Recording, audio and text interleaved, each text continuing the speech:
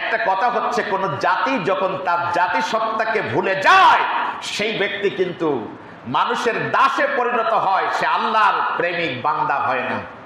আর মানুষ যখন অন্যের উপরে নির্ভরশীল না হয়ে নিজে চলার মতো সক্ষমতা অর্জন করতে চায়, আল্লাহ তাকে বহুগুণে ক্ষমতা বৃদ্ধি করে দেন যে তোমরা চলতে পারবে, কোনো সমস্যা নাই। আমরা দোয়া করি আল্লাহ এই গভীর ষড়যন্ত্রের হাত থেকে আমাদের প্রিয় মাতৃভূমি বাংলাদেশকে রক্ষা করুন, বলেন আমিন।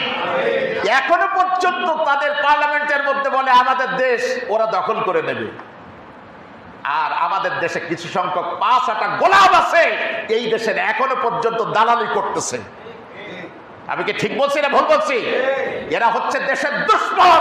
এদের মধ্যে বিশ্বাস করেন দেশপ্রেম নাই। যেই জাতির মধ্যে দেশপ্রেম নাই সে তো মুমিন না, সে তো মুনাফিক। আল্লাহ রাব্বুল আলামিন আমাদেরকে কথাগুলি আমল করার তৌফিক আল্লাহ দান করুন।